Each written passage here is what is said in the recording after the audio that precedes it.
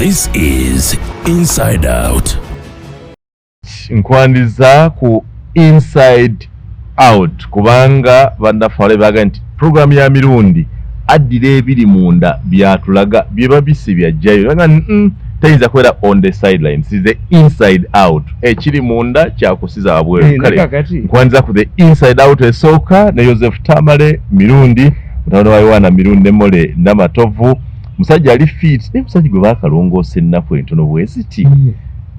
How are you fit into your tambula? You are no way like kali kandu ka kuyikula mbuyikuzika lukindo lunene nnyo lukindo lunene wange munnaku biyo ndaba ngamba mbu waduse emmotoka bwetuuka bufu omuvira mu kajja nseeraga ntebe nga nange ngenda mu nkomyewo ate how baddokita bambuulidde ti olukindo kati tutulidde era bantungisa wesiza kangalo sizino ez'okugjamu Apa kangole zikola ezifundira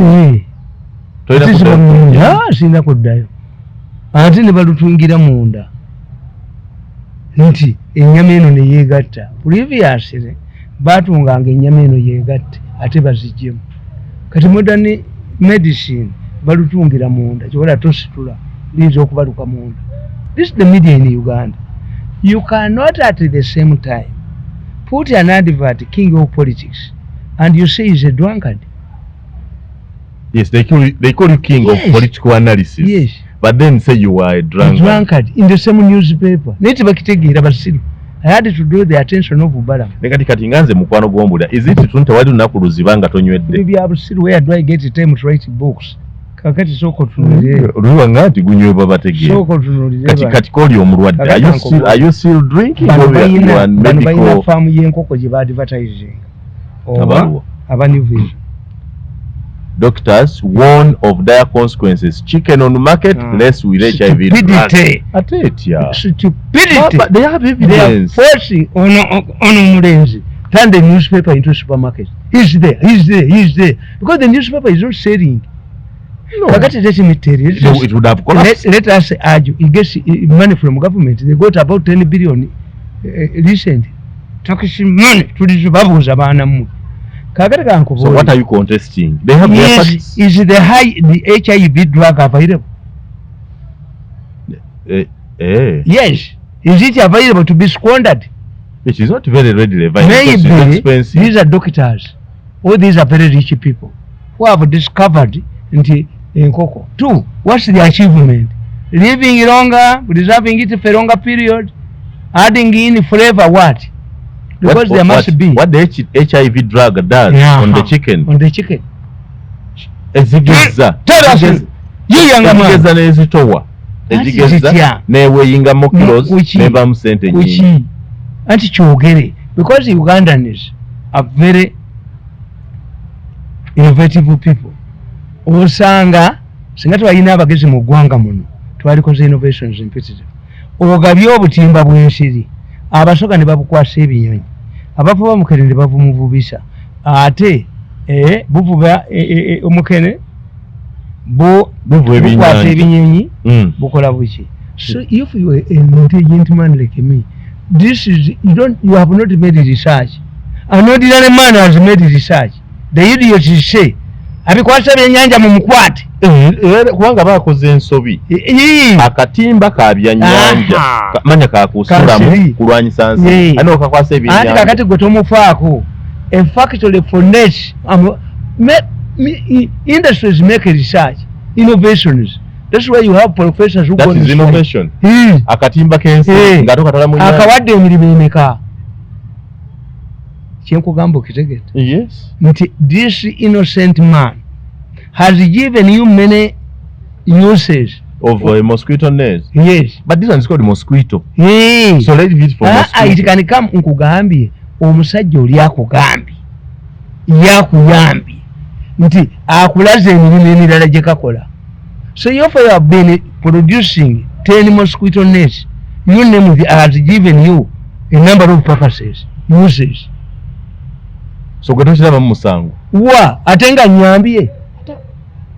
anyambye to tell you in action the uses of this net. Call it mosquito net college. Ati nawo mosquito net, okay fishing net, efike bad net, efike kola katimba abamu sebo babukubiyana nimiro makasoli wabwe ugambye mubabuwera bwerere tebalina vali yakyo bamu wati don't know nti abazungu ewabwe babalemeredde abazungu ekibadde kikyabaganya okujja the defender of Africa is a mosquito not your soldiers not AK-47 as you believe bwogenda mu Bulaaya nga waladde malaria bakutwala mu research center ewabwe baggwa kati omuzungu ekibadde kimugana okujja wano malaria ati ensiri but to malaria is a source of income. The pharmaceutical make a lot of money through malaria, billions of dollars through malaria. So that's why you get a mosquito net so that it survives. But professor professor cannot go on a strike. Universities depend on patents. Mama yiya buli kimu ebya wano fake. Emakereze rubbish. Kumba Museveni tebina kibiyiya. A professor must write a book. A professor must wait. A professor must write a book. This is a profession. Professor Simakula Chwana. Professor. When you were quartermaster in the army, can they call you quartermaster whenever you go? A university, a professor is a university title. In America, some don't have even PhDs. This is why a professor and a doctor are different. Dr. Makubuya. I know PhD. Dr. Kidu Makubuya. Ineta ina professor. Nisibambi. A professor is an American title. No one would degree be. Whatever to teach is a university title. To be and you must profess. If you don't have a PhD, at the university buli omuku nsi akola tekizito ebyo byebizito knowledge yes if I have used this time but this one don't know why they deceived Museveni. They are played on Museveni. Bamugamba nti Faraday mumita matia Faraday yes nti abakenjaje bamuteeka mu nyama yes nakasajja ka bakidintu yako akasimange research nkubuli buyagala lyabafu bateeka mu nyama let us if mwanga you are reasoning what's the purpose of Faraday akaze emirambo omusajja omukinjaje ayagala bwekyo baloses nyama nti ina kuzito wafu kati atoba Faraday nyakaza ngabuli rozi wali wayagala kutwala nyama ebweru na Museveni n'apa nze kabusese tikyotegeera yes omanyi gwenti enteze enkadde twazigulanga sente ntono naye netuyinza wala gende sambula naye wakigweramu webeera buuza abalunzi b'ente ente nenywa walagi tugiwa walagi bwogiraba mu katale kakadde twakazitanga kagango ngekagango naye sebe yina amaanyi agatambula walagi wagigweramu okujja ogiteekamu omulala wagigweramu weekoma ne bw'ogyokya ne bwegikola otya n'ogyokya omukira tedda mu kutambula we bagisalira naye fe zinywedde walagi twazimanyanga ente enywa walagi bagyasome ne bagiyiwayo biki byokoze mu kimunsi Katonda ogenda mugamba omukinja yediranga enusu bwati n'agiteeka wansi wa minzaani kakati oledde akubba tulaba obunyama buno bategeera n'agerako bwati olugalo mubbi so nze bino byonna obikoze byonna byemwogera Katonda olimugamba ki nze byemwogera nseka busisi kubanga mu graduate of life tewali graduate of life tewali kyemukola olwali ku makyambadde nzita abasajja kuba tebadde sikala badde tebannaba batambuddeko nabo babagenza kulaki abasajja nga mukaaga ne bayingira mu geeti ya nga tebamanyi nti ya musajja mukambwe kuleka abawala bwaba abasajja balina akapapula balina ki tutunda bintu byalagisi tutunda ki naye bano abatunda ebisowaani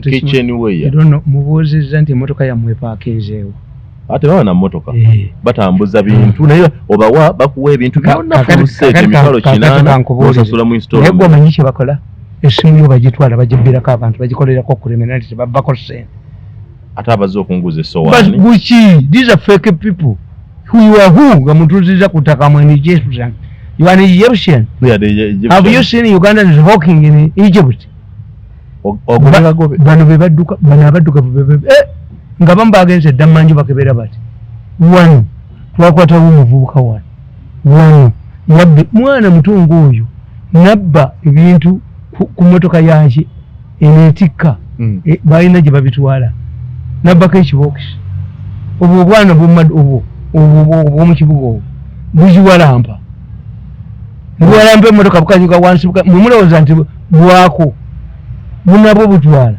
ne buvaako naye omwana twamugoba wano musekale bange bamugoba n'abuukira mu kikomera kyalukwaga ekyo yali agala abuuka ekirala bamukwata obwo bwana bwemulaba obwo naye mirundi kyotategedde anti obuzibu bwotoyagala kuwuliriza abo abasajja abawalabu aba Egyptian bakuleetera ebintu byonna ebikola mu ffumbiro naye nti bya mitwalo 4 ogambye misuse abawano bakubira essimu ne balonayo ekiri why don't you create a normal shop and announce higher purchase babijiramu abo abaana mutemubamanyi you're not constitute conscious nze nabagamba nti teri mubbi wa Uganda alina kalifomu asooka kufuuyira kalifomu mu nju oyo omwana nkulabya kuyimbiza kalifomu naye bamusangawa mu nyumba bwe bayingirwamu kalifomu mu nyumba bo bayitawa bajja na preventive measures bo butabakwata bizoni wano singi teri kalifomu kati mwakola ebitanda bikka wansi abali abakola ebitanda byali bikola ki nga tebikka wansi kakati kekwekamu ekyokubiri nti omusajja yenna oluva mu sex dakika 3 aba yeebasa kati nze wange nemikeeka njikuba egiwedde mu nsonda ngenda okwebaka gyonna kibooko kati omukeeka guba gukoze eki anti bweteekamu bubeeramu nkubulya bwobwana tewali ayibwa kalifo mu muntu lwaki webalako emirimu gyabere babeeramu wansi bw'entebe giringiremu fumita ebyenda nze nga sinne bakamala kufumita ntebe zonna mafumu era eryo bwendi esongufu papasire kufumita ali wansi wakitanda aliruta so therefore these stories when you subject them what's wrong with that story warning bali enkoko this young man olupapala lwamugwako n'alufuula public relations company waliwo company etunda eyamwadde sente ono omusajja yes ate akulabudde ennyama y'enkoko erimu amakerenda ga siriimu ono market chicken on market less with HIV drugs ataddemu ne supermarket this is a hide mercenary chicken on market this is a hide mercenary era sijja dusoma sente zifudde bwerere kakati kankubuule bana abamonita bijja okoze tosomye byagamba this is a public relations officer for iGig has recovered 2.5 billion every day naye monitor yafa nnyo kati omulamu ya osoose kusuula video omulamu yani they are facing a challenge of marketing oli enkoko n'embizi bagigamba bagiwa peritol nabiki embizi baziwa peritol yes singa bakyagirya eyo sipoko gyoyinzi marketing strategies ziyali kugundi marketing strategies abubbi era nja kugirya nnyo okakanyuda akasajja kano kati eziri ku luguudo zonna abantu baavuwale bakole ekikubanga alina kakati ebyokumira n'amawojjero mbaolya nkoko biki byakwegendereza bagambye zirimu eddagala lyagwo kakati timiteeziyo ogiraba eno story njiraba story eno iGig orders police NBS ebiru kakati kankubuulire obusajja bwakubye story nti Museveni ne Muhoozi bagenda kubeera ki endeetebeera isiste wagiraba nagirabye ekera bwakubyani naye fortunately for me butafaananga muwanga I'm the most informed Ugandan You think you are informed? Yes, very well. Watasoma. Nkubali. Oyogede n'olusu. Yes, I reason. You can't be informed bigger than some. Wantegedde bagamba. The most informed gundi. Omuntu omulala ali informed is Muhoozi. If you don't know it. Nasinga Museveni. Museveni receives intelligence information. Museveni is doctored. Intelligence reports is Muhoozi nakali mu mulimu gwali gwa kutukitinga kudokitinga gundi nina ni meeting kakati kankubuli what a meeting says on Friday a meeting, somebody hosted a meeting in his house. The meeting ended at 4 p.m. and he called the people to serve his visitors dinner. And these people in the monitor attended. I'm telling you, they agreed to write a series of meetings, of articles on ICC that Museveni is implicated yani banu nyambuwa mu kampu yaabwe mu buli mutuufu baka baje kuba kumande kubako Gurachi baganti Museveni and Muhoozi are indicted by ICC. You don't read. It is not true. You don't research. I had already known it. Nti abasajja ba ICC bali enguzi ate babebankira ku Museveni abatta kubani Museveni yabatege enguzi nga tebamumanyi. How can you have an international criminal court that has also criminals in its ranks? Obizemo kubera kabi ICC. Era I had sent a CD to Muhoozi before this series of stories came out. These monitor people were hired by. Why do you send your CDs to Muhoozi and not to Museveni? Who do you work for? You work for Museveni. Presidential Bago one of the reasons is Shabagobia Nacho. Or Kasajo Kokoroyo. Bonyo Kasajo Cattle and Kakamba. There's a lot of money if you get access to money. Kakati what do you say? The chest again. What's wrong Museveni? Yazifuna. Ne? Zikazuamu. Muhoozi his peace. You are disturbing Muhoozi for no reason. You work for Museveni. You are his presidential advisor. But you are disturbing Muhoozi. Why don't you give him a kuba bakumye kuya gundi ya speaker. And do you know why they are targeting the speaker? They are targeting the speaker. Why? Immediately, Mao announced constitutional reforms. They targeted the speaker to install their own speaker. You don't understand it. I captured them, and they cannot deny. Because I captured them, the meeting ended at 10 p.m. and I had all of the recordings. Then on Sunday, what happened on Sunday? On Sunday, somebody convened a meeting at Mutungo County Club, attended by doctors, medical doctors. It started exactly at 2:15. Miso captured them. I was watching. Era muwanga temutambulanga mu motoka emu. Muwanga tokiza ngenda kubukolagako. Don't go early. Kwa katucha bakana tebuliyo. Nobody is disputing nti obutambi tebuliyo. Obutambi obulina. This is why. This babadde bandese emitwalo gya $3 3.7 ku Muhoozi. Emiliyoni bajju. Ninange mpompita musirumu. Mbukube. Nakamuwadde Muhoozi. Nakamuwadde. Ejogo lya group eno lijigwe. Bachoka wa Muhoozi. Bachoka wa Muhoozi. Bakuba era ngenda kunnyonnyola. Okulirani. Kati lukwati bukedde. Bukedde akasajja ka bukedde has exposed the government in for these wrangles. It is clear. It is government. Government. Yes. When you read the book and you want an article, you see a government one.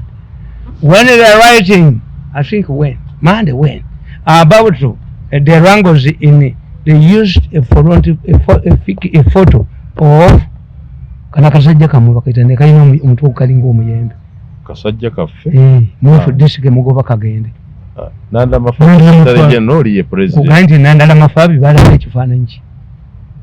Akasajja Kamu Daki Mbuwa. Nekagamba mbu tukapuchalinze ebifaananyi by'abaana abaali bakuba chairman wakakapuchalinga bimeka abapoliisi abakubanga tia gas ku gundi n'akakazi akalinga empicha akamugana kuzire mulezi gubiriwo omanyi Besigye tategeera bulungi politics is a medical doctor omukazi ng'oyo Winnie akakazi kalungi bwe kati kakuleeterayo abantu n'aleeta muganda wa gundi oyo ono gumwogerako Amuliyat yes nga lyogera nga headmaster yes fe abaali balaba feesi ya Winnie netudduka ekibabu kati ababo bala politics bala bwongo mwana wange kakati buulira balabeko prime minister mbala mu Bulaaya omukazi atali mulungi. That's politics now. Yes, politics and entertainment was beautiful. Gundi omukazi bamuyitana nga Nabagesera yeraga mu kibuga ekifaananyi kintu n'omuwosi namulabako. In many cases the photos, the posters of MPs biba by'abaana bato computerized. Ebifaananyi posters tezifaanana. Abavubuka batwala mulungi. This is why teri mukazi mubi ali mu TV ne bagenda ku CNN ne bagenda ku Skyline. Olwo okaddiwa nga bakujjako nga bakutwala mu leedi. Era wano tulina w'omukazi ayogera oluzungu ne accent ya talinyangako ku TV. Politics. Ate yasinga okusoma ag'olungereza. Yes. Mwamuwummuza Buzaalenge Lubwama mwamuwummuza. Talabwako. Christine. Buzaalenge Lubwama. Naye omukazi oyo Kasumba yayagaza abasajja sports. Omanya abasajja binza atandika omukuba obufaananyi ng'alimu. Abasajja be ayinza okulobera ku pulogulaamu ng'alaba muwala nga namawulire gawulira mirundi tuba tugawulira era gwe oba oyagala ng'otambudde ne mukazi onalaba omukazi omulungi gwayagala mwetegereza mugenera bannaye nga tulabye nezimalaaya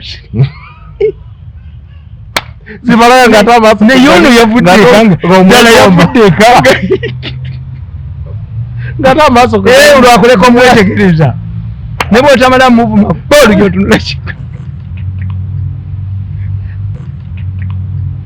Kaakati njagala okutegeeza nti Winnie Byanyima kikino wano demme nkugamba nti Byanyima was part of a team that Papa John Paul II sent to Kigali to get Bisaga out, the former Bishop of Kigali. Kagame yamukwata nattera Bishop bangi after genocide. Kagame yabattera okuba amasasi. Do you know it? Kagame yakuba Bishop amasasi ng'akyalwana. But I don't know how Kagame loves the country. Yamugulira n'emmotoka. Kugamba nti a team, the mission that included Winnie Byanyima, Cardinal Emmanuel Wamala, Sishiwadi and Emmanuel Pinto and Babu bwe bagenda e Rwanda. Papa bwe yatuma.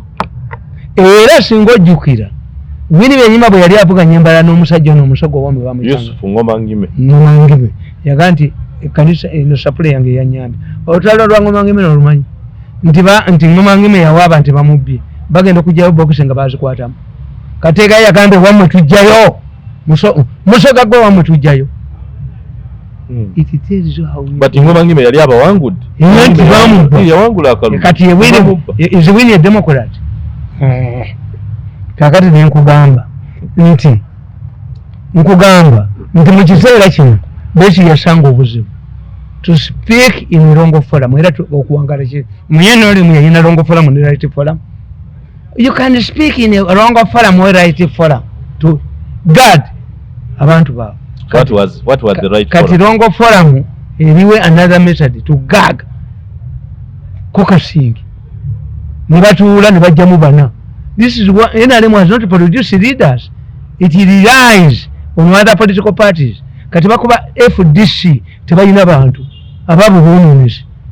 They get good people from the opposition. Okitegedde ekyo bw'okirowooza as a political analyst nkugamba by the time government realized we need a political mission, a lot of damage had been done. So they established a strong political network for Dr. Besigye. It was part of this plan that the Kungiri group was created. It was amazing that when he was married to Besigye, he was resented by the Kungiri politician. Became their darling organized. He would make one of them abakazi bebafuula bagundi. Yali awulira Winnie Mandela Winnie Byanyima. Omusajja muka Clinton balina Clinton nga batambula. Ne bagenda baziyita gas stations okunywa amafuta. Namuga Bill, do you know that this was my boyfriend? Bill Clinton namugamba, oh, I saved you. Would have married a gas attendant. bati bazita petrol station gas.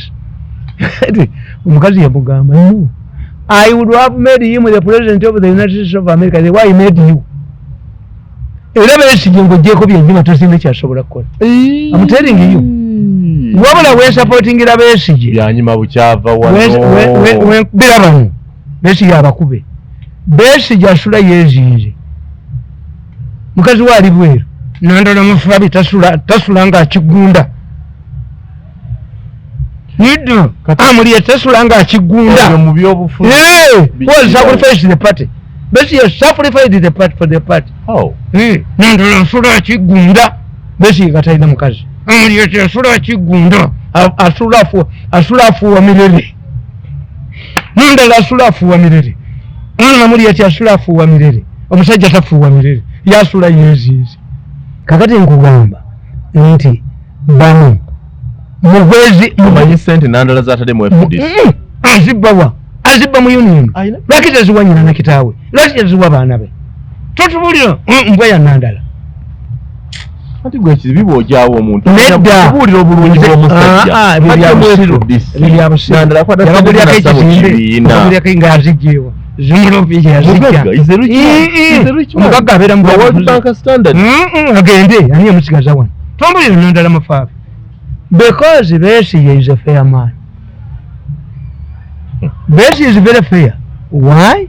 Besigye teri muntu munsi muno position tewali muntu munsi prove the otherwise naye yaddamu namukolera teri muntu bonna bakolera Museveni nti nganda mubbi yes nendala mafaabi mubbi teri akasiri mubbi ekitegeeza obubbi mu lutalo tebulimu ate nandala yayigiriza nganda okubba ebaye musajja omukulu abaganda tukugana nti ennyonyi enkulu zeziikiriza ente okunya mu kisu nandala mafaabi yayigiriza nganda okunya mu kisu okubba ssente okuzijja gyo both of them don't deny and in fact it's amazing to the moment you would send wabba send everybody enough for this would say mugende you are morals ati wali yogera kubanga babazibba mugabana.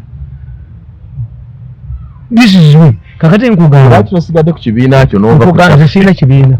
Ate kino ky'oyambadde. Nki kibiina. Kala yakyo. Ya yero. Wulira. Yero is a Catholic church is a color.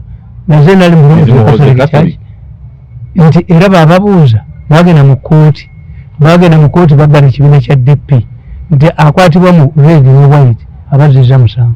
Kiboneka n'akwata omusajja n'amuyisa mu Masaka ne bamukwata. Court rules 1969.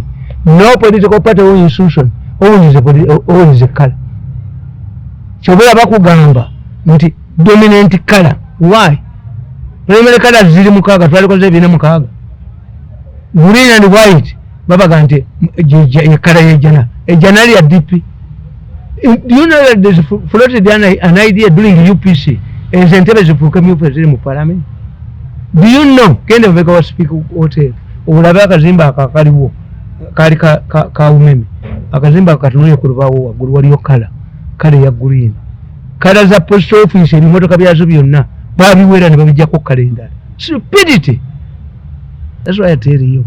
If you have any chance of reconciling, if it's small matter, reconcile with your wife.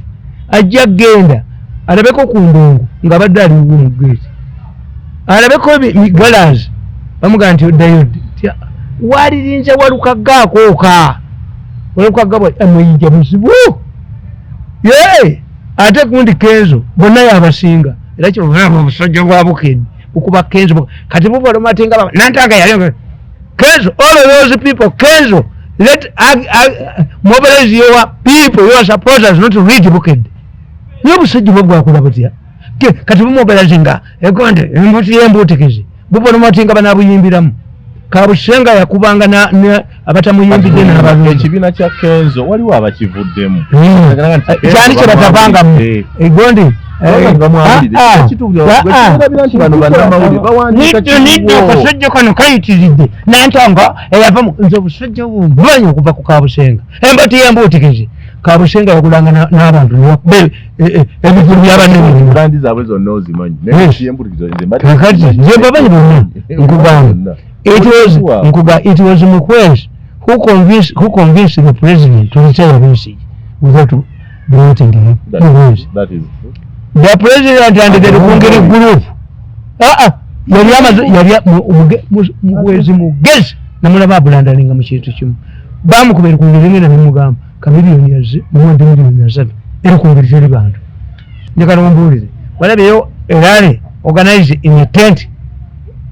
Rallies are intended for instilling fear in the opposition. They are open space functions. Psychologically. Yes, kubanga n'atagenda kulonda naye kati nalweyisa agaba 15,000 ku opposition n'abatuuza mu basi nga bagenda bamuwema si babe nosanga movement oliki. That's why they say nti enkuŋŋaana za Museveni zibeeramu ki baana bato olaba wano nalweyisa n'aleeta n'etenti ze ne baleeta amazzi. Where do you abantu enkuba ne bwe beetonya mulale abantu basigala mu nkuba. Joseph Tamale Mirundi ku bya FDC mu dakiika 2 tukomewo. Mirundi atukubira tochi mu nkolagana ya President Museveni ne Norbert Mao. Second 2 tudde tutandikira.